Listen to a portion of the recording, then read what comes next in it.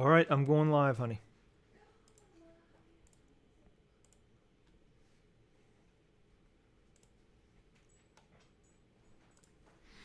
Hey, thanks for tuning in. You're listening to Gnostic Studies. And today we'd like to continue our study of Gnostic Astrology.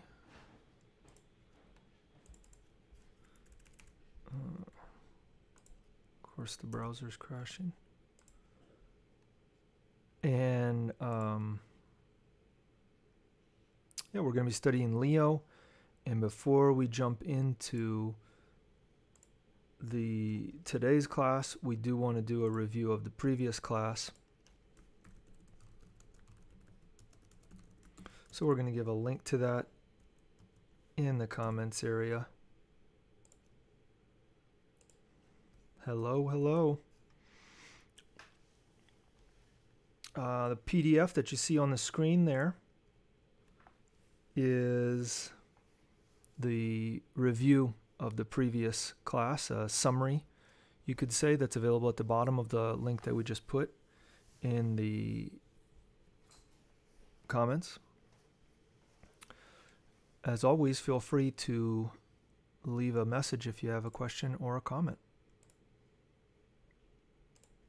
So in the previous class, we continued studying, this time with Samael and Weor's class, or zodiacal course is technically what it's called, the Gnostic zodiacal course. He talked about how Leo is the house of the sun, and the sun governs our heart. Just as the sun is the heart of the solar system, the human heart is the sun of our organism. Just as we've been studying also in Cancer, the mixture of the two forces, the forces from above and the forces from below, occur in the heart.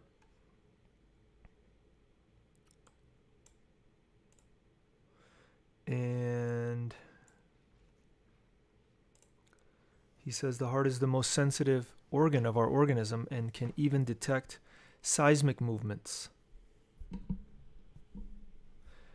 Within our heart, there's a temple, a sacred temple, where the internal master resides, who speaks to us in the form of hunches. Right? Like I have a hunch. If we obeyed those hunches, then we would live without problems. But instead, we rebel against the voice of the internal master. We listen to the mind, and we create problems for ourselves. And the result of that is that we acquire karma, and there's more suffering. So that's part of understanding the Gnostic teaching, is understanding that we need to listen to that intuition, to that voice of the heart, to our internal master, the ambassador of divinity who resides within us, so that we can walk the path without creating more problems. Additionally, he says that there are two people inside of us that struggle, the celestial human being and the animal human being. The animal human being wants to resolve things on its own, deciding however it wants to act, based on the whim of the moment or the culture or the time period or social prejudice or whatever it may be. The celestial human being speaks and works in the form of hunches and listens to the voice of silence. And so the actions are always upright, and the celestial human being creates happiness. The animal human being is the mind, which resides in the head with its 7 gates, the senses. And the celestial human being is the internal master. The master gives us commands, gives us orders, tells us what to do so that we don't have to create problems for ourselves. But the mind doesn't want to obey. It wants to solve everything on its own. It knows best without taking into consideration the understanding and the wisdom of the internal master. And as a result, we have pain and bitterness. Pain and bitterness necessarily appear, which are the result of mistaken actions and useless efforts.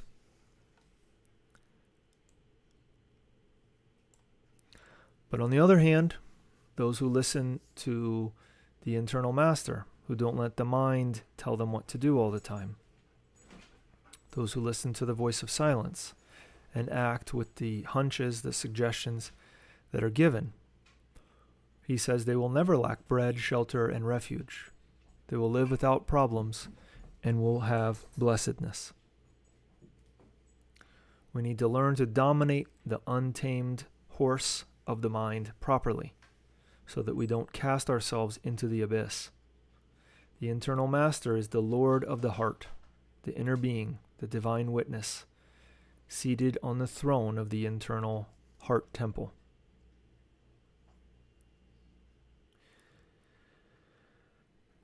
He is simple. Everything else is complicated and compounded.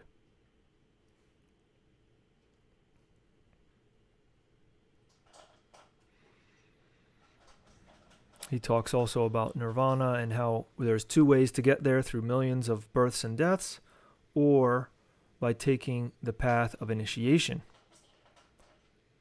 Right? We discussed that in the first class on Leo, where Viracocha mentioned the 3 steps: imagination, inspiration, intuition.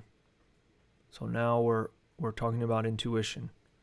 The 3 steps of initiation are imagination, inspiration, intuition. So if we want to become an initiate, we need to have intuition. We need to listen to the voice of the heart. We need to listen to those hunches so that we know how to navigate properly. We have to be directed by our internal master so that we can learn.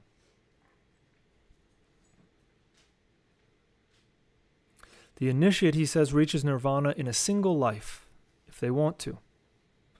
Narrow is the door and straight is the path that leads to the light, but very few are those who find it.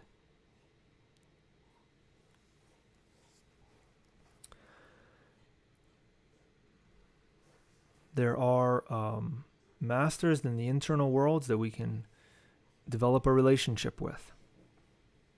And if we want to progress, then that's what we need to do, is, he says, learn to connect with them in the astral world. But, he says, remember these simple rules. When the disciple is ready, the master appears. And be careful of false prophets. Do not accept external masters in the physical world, he says. Learn to live in the astral body, and when you are skillful in the astral, then choose an authentic master of major mysteries from the White Brotherhood.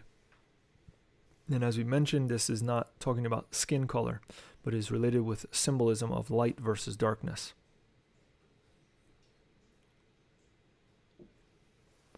He says you should walk with much care in the physical world, since there are many false prophets. Don't accept external orders from anyone. You should only obey the orders that we give you in the astral world. There are many in the physical world who are good and sincere, but have not yet fused with their internal master. There are people who think they can reach nirvana without going through any initiation. There are other living dead people who want to rapidly fuse themselves with their inner being, and nonetheless, they try to mock our sacred initiations. This type of living dead person is the most dangerous because they tread the path and are mocking it at the same time. These are the defilers of the temple. To want to rapidly become fused with the inner being, with the inner divinity, the inner master, without having passed through the 9 initiations of minor mysteries, is like wanting to receive a doctorate in medicine without having studied all the required years at university, or like wanting to be a general without having passed through all the military ranks.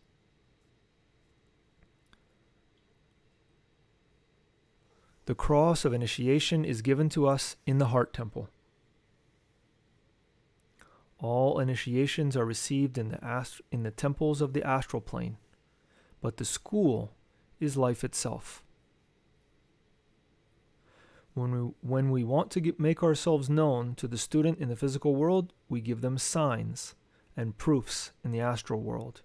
But be careful, because in these times the Antichrist makes signs and deceiving wonders. This is of great importance. The higher you are, the more terrible the fall will be. Be careful of falling, because the disciple who allows themselves to fall then has to struggle a lot to recover what has been lost. And then he gave a practice to feel ourselves, to sense ourselves as the internal master, not as the mind. And he advised us to practice before, when we're drowsy or when we're disposed to falling asleep. So we did this practice in the previous class, the previous video. But today we're going to jump into our material. So, if you have questions or comments, please feel free. We'll, we got a question here. 9 initiations, 9 planets of the solar system. They are related. They're related to the Sephiroth of the Clipoth and the superior worlds as well.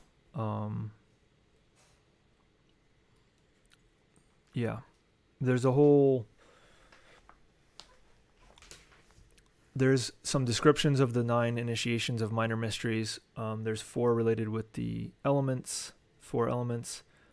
1 is related with the ordeal of, sometimes called ordeal of Irene.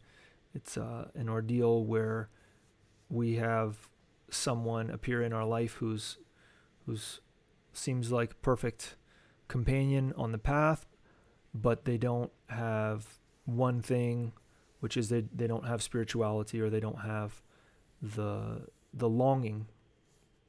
So it's like a test. There's one related with like attachment and so, but this class isn't about those, but there are some sort of minor initiations that are related to, or that are part of what happens when we're not necessarily married or in a relationship with someone, when we're single and we're looking to walk on the path, and so we get ordeals given to us.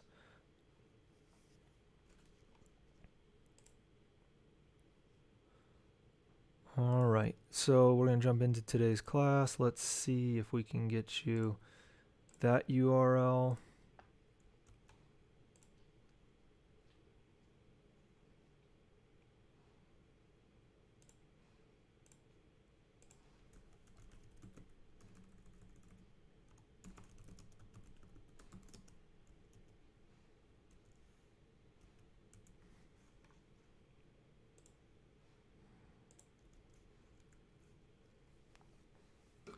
In case you want to follow along.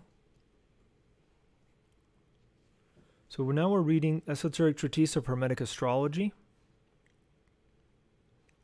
from Samael and Weor. He says, well, the first section seems to be divided up as called Understanding Prayer, but that's not necessarily what's given in the text, but that's just for us to have a summary of what this section is about. But he says, Annie Besant narrates a case of the master Nanak, which is well worthwhile to transcribe. Annie Besant was a theosophist, if I remember correctly. She says, it was a Friday that day, and when the hour of prayer arrived, master and servant headed towards the mosque. When the Qari, the Muslim priest, started the prayers, the Nabob and his retinue prostrated themselves as is prescribed by the Mohammedan rite. Nanak remained standing still and silent. Once the prayer had ended, The Nabob confronted the young man, and indignant he asked him, "Why have you not fulfilled the ceremonies of the law? You are a liar and a fake. You should not have come here to stand like a post." Nanak replied, "You prostrated yourself with your face on the floor while your thoughts wandered through the clouds, for you were thinking of bringing horses from Kandar and not in the recitation of the prayer." As to the priest, he was automatically practicing the ceremonies of prostration, while at the same time his thoughts were in saving the she-donkey that gave birth days ago. How was I going to pray with people who kneel out of routine and repeat words like a parrot? The Nabob confessed that, in effect, he had been thinking, during the entire ceremony, on the planned purchase of horses. As far as the Qari was concerned, he openly manifested his disgust and pressed the young man with many questions. Really, it is necessary to learn how to pray scientifically. Whosoever learns to intelligently combine meditation and prayer with meditation, will obtain marvelous objective results. It is urgent to comprehend that there are different prayers and that their results are different. There are prayers which are accompanied by petitions, but not all prayers are accompanied by petitions. There are very ancient prayers which are authentic recapitulations of cosmic events, and we can experience their entire content if we meditate on each word, each phrase, with true conscious devotion. The Lord's Prayer is a magical formula of immense sacerdotal power. Sacerdotal means priestly. But it is urgent to comprehend in depth and in a total manner the profound meaning of each word, of each phrase, of each supplication. The Lord's Prayer is a prayer of petition, a prayer in order to converse with the Father who is in secret. So in a book called The Book of the Virgin of Carmel, or sometimes it's translated as Carmen, there is a Lord's Prayer given. It's in Spanish, so this is the English translation of it. It says, "Our Father who art in heaven, Iao, may thy name be sanctified. May thy kingdom come unto us, the internal worlds. May thy will be done, Lord, on earth as it is in heaven. Give us this day our daily bread. Forgive us our debts as we forgive our debtors. And do not allow us to fall into temptation, but liberate us from all evil. Amen." So that's the way that the prayer is normally given in Catholic communities and the countries that have their roots in Catholicism. In countries that have their roots in Protestantism, there's a couple more lines added, but this is considered to be the Lord's Prayer here with the Amen, because it has 7 petitions. This prayer was given to us by our Lord the Christ, and it contains 7 sacred petitions so that the devotees of the path may ask for the grace of the Most High. Gnostics must do the will of the Father, on earth as it is in heaven. But people generally call and invoke God so that He may do their will.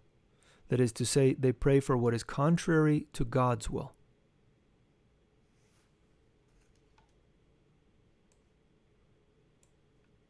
The Lord's Prayer, combined with deep meditation, produces marvelous objective results. Gnostic rituals, religious ceremonies are authentic treatises of occult wisdom for the person who knows how to meditate, for those who comprehend with the heart. Whosoever wishes to tread the path of the tranquil heart should concentrate the prana, the life, and the sexual force in the brain and concentrate the mind in the heart. It is urgent to learn to think with the heart, to deposit the mind in the heart temple. The cross of initiation is always received in the marvelous temple of the heart. Nanak, the founding master of the Sikh religion in the sacred land of the Vedas, taught the path of the heart. Nanak taught fraternity among all religions, schools, sects, etc. When we attack all religions, or any religion in particular, we commit the crime of violating the law of the heart. In the heart temple, there is a place for all religions, sects, orders, etc. All religions are precious pearls strung on the golden thread of divinity.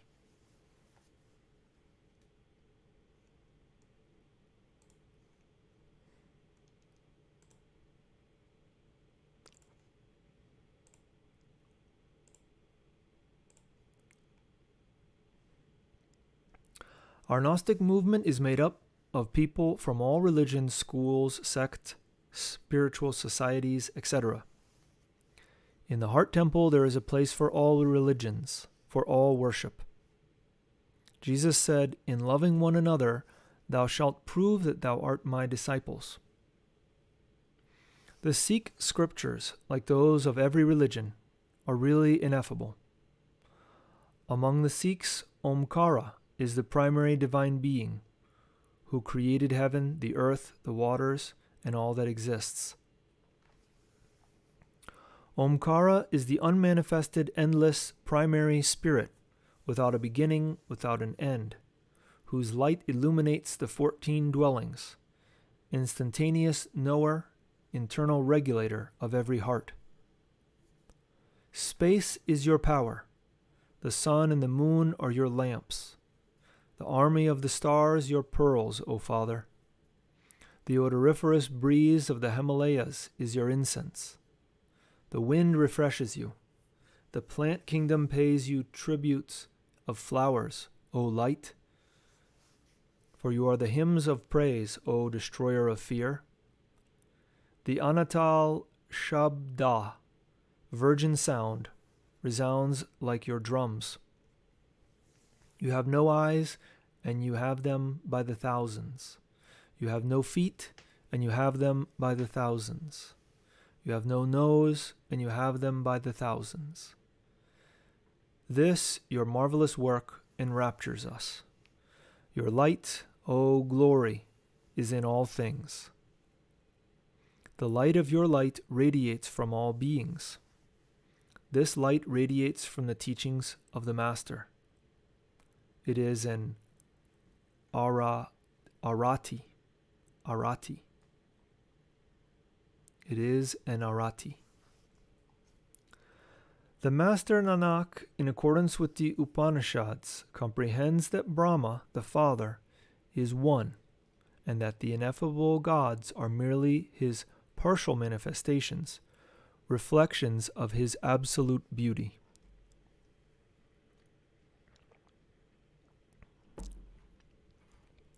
The Guru-Deva is whosoever is already one with the Father, Brahma. Fortunate is the one who has a Guru-Deva as a guide and director. Blessed be the one who has found the Master of perfection. The path is narrow, straight, and frighteningly difficult. One needs the Guru-Deva, the director, the guide. In the heart temple, we find Hari, Hari, the being. In the heart temple, we find the Guru-Deva. Now we will transcribe a few Sikh stanzas about devotion to the Guru-Deva. O Nanak, recognize him as the true Guru, the beloved one who unites you to the All. 100 times a day I would like to sacrifice myself for my Guru who has converted me into a god in a short time. Even if 100 moons and 1,000 suns shone, profound darkness would reign without the Guru. Blessed be my venerable Guru who knows Hari, the being, and who has taught us to treat friends and enemies alike. O Lord, favor us with the company of Guru-Deva, so that together with him we, lost sinners, may make a journey by swimming. Guru-Deva, the true Guru, is Para Brahma, the Supreme Lord. Nanak prostrates himself before the Guru-Deva Hari. In India, a samyasin of thought is the one who serves the true Guru-Deva, one who has found him in the heart, one who works in the dissolution of the lunar ego.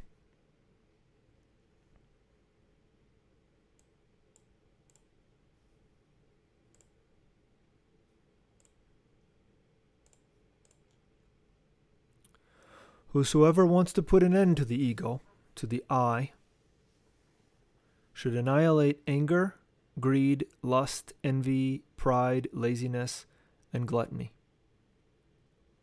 It is only by putting an end to all those defects in all the levels of the mind that the I, the ego, dies in a radical, total, and definitive manner. Meditation on the name Hari, the being, permits us to experience what is real, what is true. It is necessary to learn how to pray the Lord's Prayer in order to learn to converse with Brahma, the Father who is in secret. A single Lord's Prayer that is well prayed and wisely combined with meditation is a complete work of high magic. A single well-prayed Lord's Prayer is done in a period of 1 hour or in a little more than an hour. After the prayer, we must know how to await the reply of the Father, and this means to know how to meditate, to have the mind still and in silence, empty of all thoughts, awaiting the reply of the Father.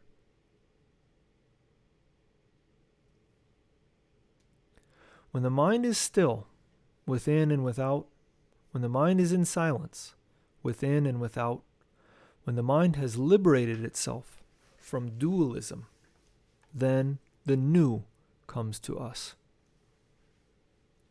It is necessary to empty the mind of all kinds of thoughts, desires, passions, appetites, fears, etc., in order for the experience of what is real to come to us.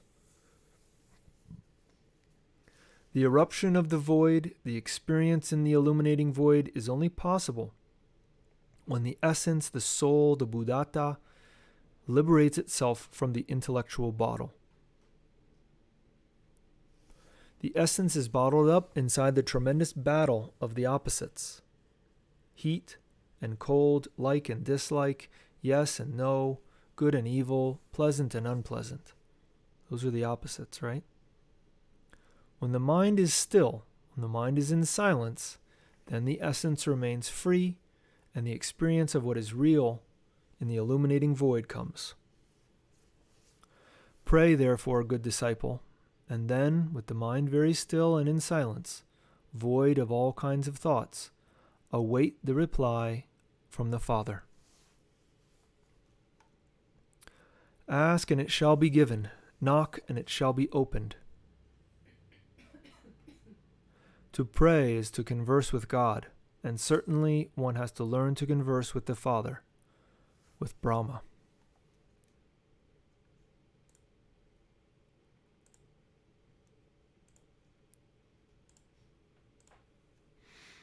The heart temple is a house of prayer. In the heart temple, the energies that come from above are found with the energies that come from below, forming the seal of Solomon. It is necessary to pray and to meditate profoundly. It is urgent to know how to relax the physical body in order for meditation to be correct.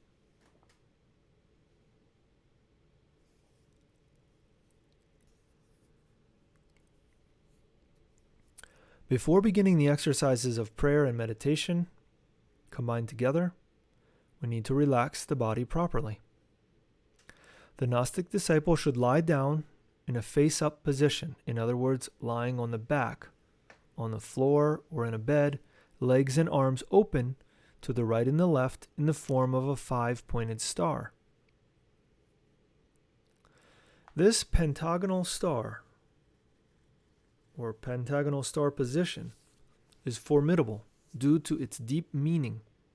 But persons who, for any circumstance, are unable to meditate in this position should then meditate by placing their body in the corpse posture, heels together, tips of the feet spread out in the form of a fan, arms unbent along the sides, placed alongside the trunk or torso. The eyes should be closed in order for things of the physical world not to distract us. Drowsiness combined properly with meditation is very indispensable for the good success of the meditation. It is necessary to try to totally relax all the muscles of the body and then concentrate the attention on the tip of the nose until we feel the heart pulse in that organ of smell. So you're going to feel like the blood beating there, but it's not the blood really, it's the pulsing of the heart. But it's sort of like what we imagine the blood flow is like. But so we concentrate on the nose, and then after we feel the pulse there on the tip of the nose, then we move our attention to the right ear, and we feel the heart pulse there. When we feel it there, then we continue to the right hand, then the right foot, then the left foot, then the left hand, then the left ear, and then back to the nose. Fully feeling the heart pulse separately in each of these organs where we have focused the attention.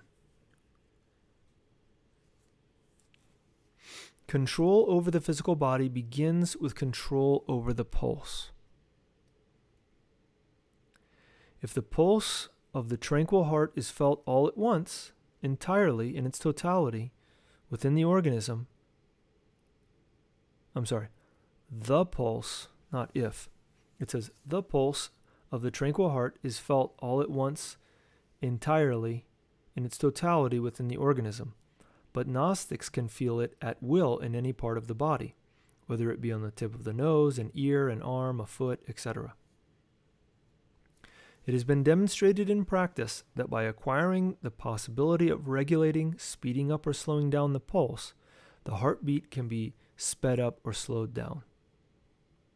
Control over the palpitations of the heart can never come from the heart muscles, but rather it totally depends on the control of the pulse. This is beyond all doubt the second heartbeat, or great heart.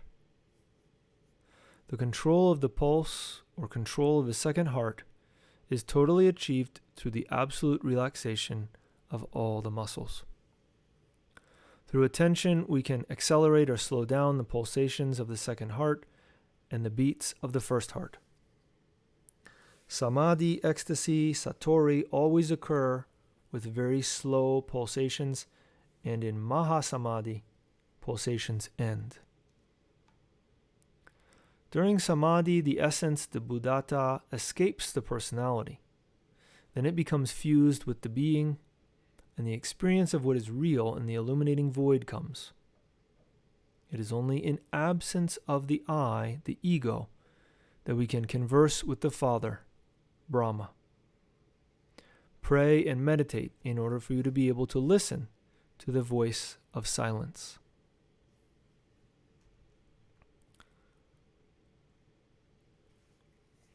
Leo is the throne of the sun, the heart of the zodiac. Leo governs the human heart. The sun of the organism is the heart.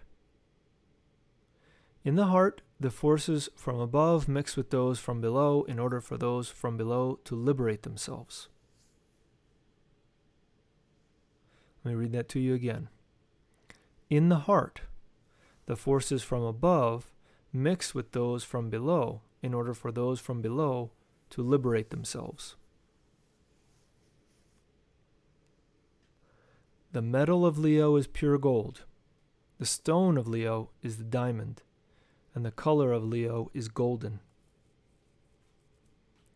In practice, we have been able to verify that the natives of Leo are like the lion, brave, irate, noble, worthy, constant. But there are many people, and it is clear that among the natives of Leo we also find those who are arrogant, proud, unfaithful, tyrants, etc.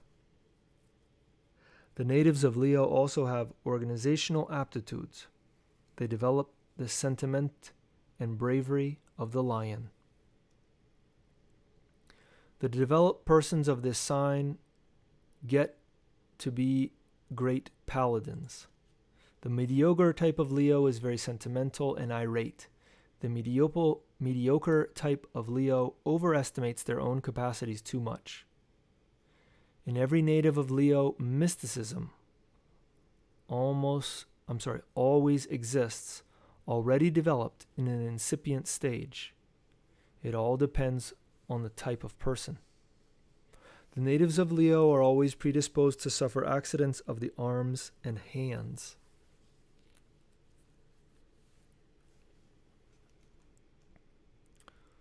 All right, so that's the material that we wanted to read with you guys. If you have questions or comments.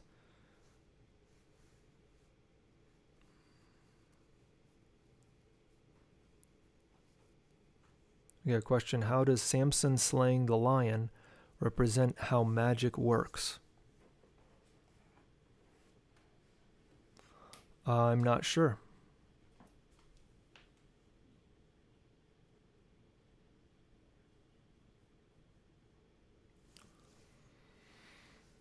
Another person said, I was just thinking of Matthew 7:7 a few days ago.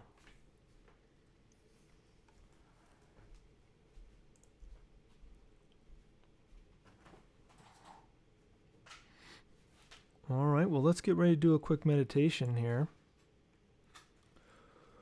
So grab some water or find a comfortable position. If you need to take your shoes off or loosen your clothing so that you can relax.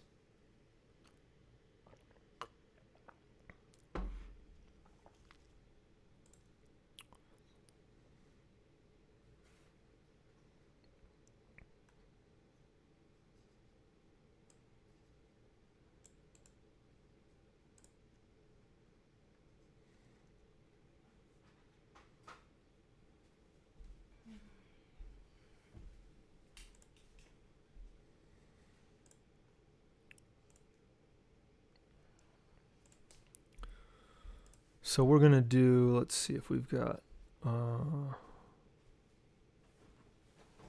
just going to do the vowel O.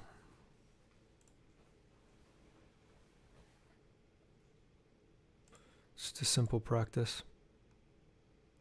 Meditating on the vowel O.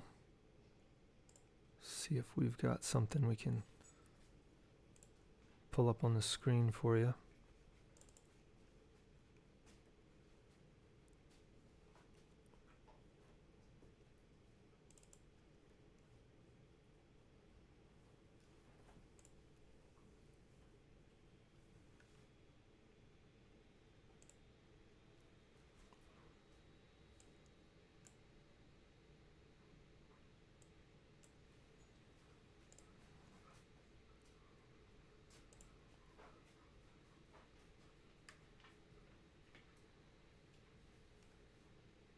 I'm not sure it's going to work.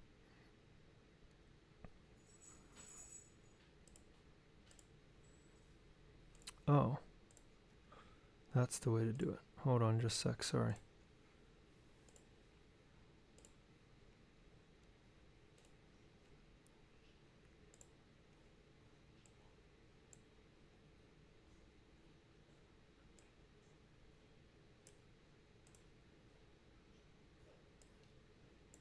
There we go. So,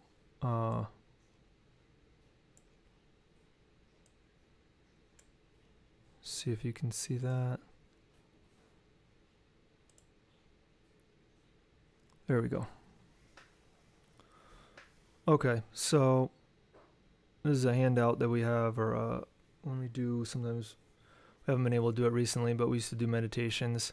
We talked about the environment in order to prepare ourselves to use a scent to clean the environment, to find a comfortable position. We just mentioned that. And then we can do a pranayama or singles transmutation practice like Hamsa. We're just going to jump right into it, the vocalization and the sitting quietly. So that's what we'll do here. So we want to relax our physical body. Find a comfortable position, as we mentioned. Take a few deep breaths, and we're going to bring our attention towards our interior.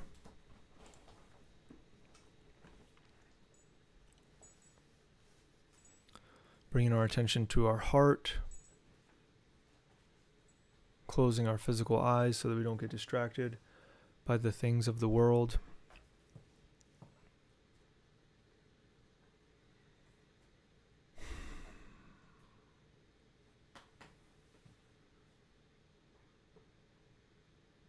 We can always pray, asking our inner divinity to help us do this practice in the best way possible, to protect us and to assist us.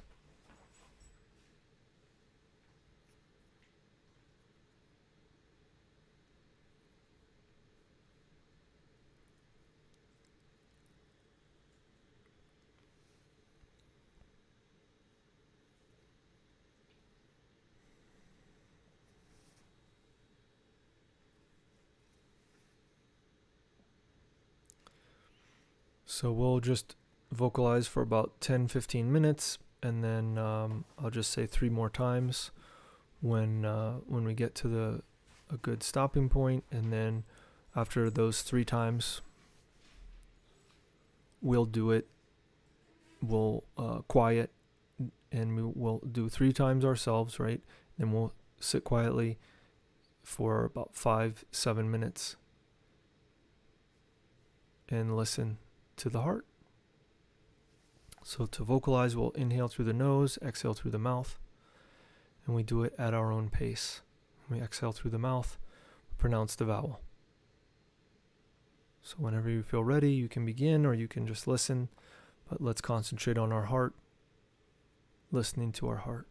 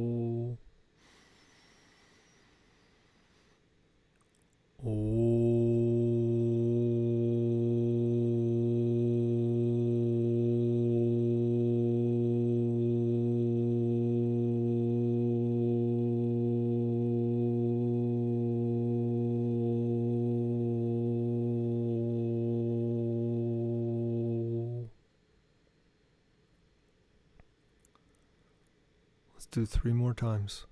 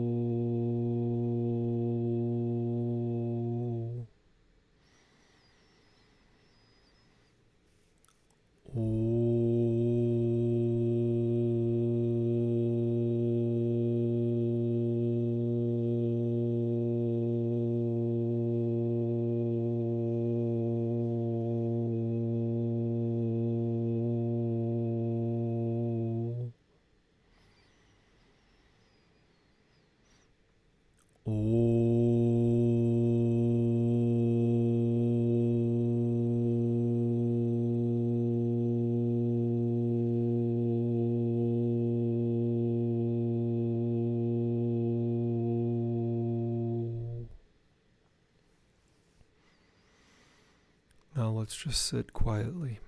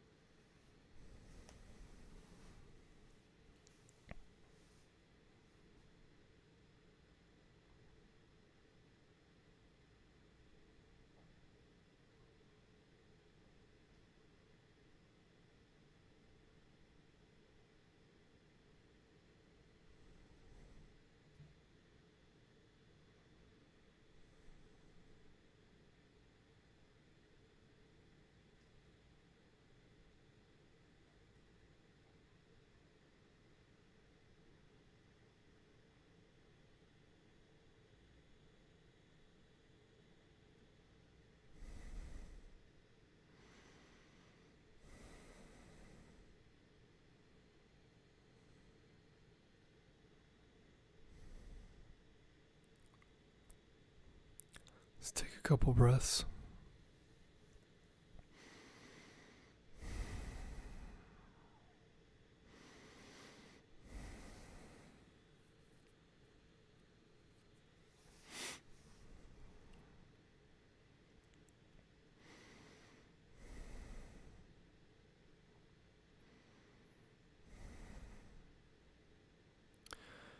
We can always pray, thanking our inner divinity for the help, protection, and assistance that we received.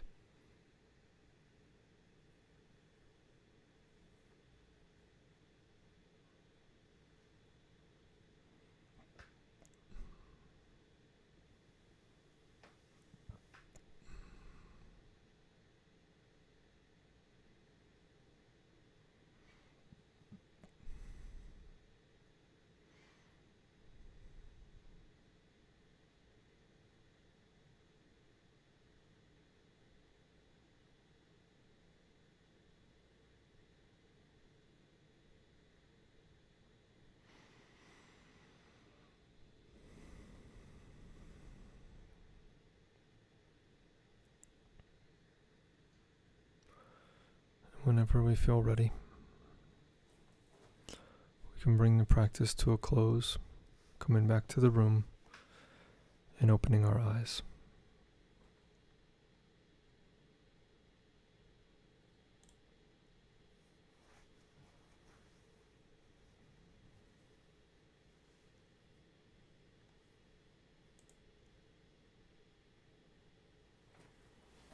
So thanks for participating with us.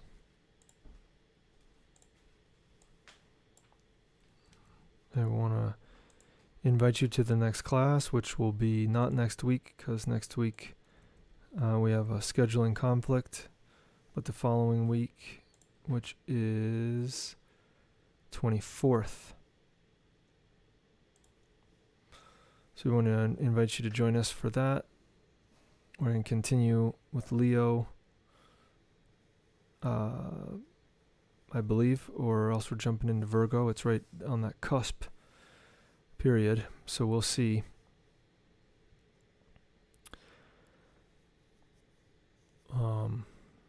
Thank you. We have a comment that says thank you. So thank you. Thanks for participating. Thanks for joining us and doing the practice with us. So if you guys don't have any other questions or comments, we'll cut it there and just invite you to next week's class. So in the meantime, we want to wish you the best in your esoteric work.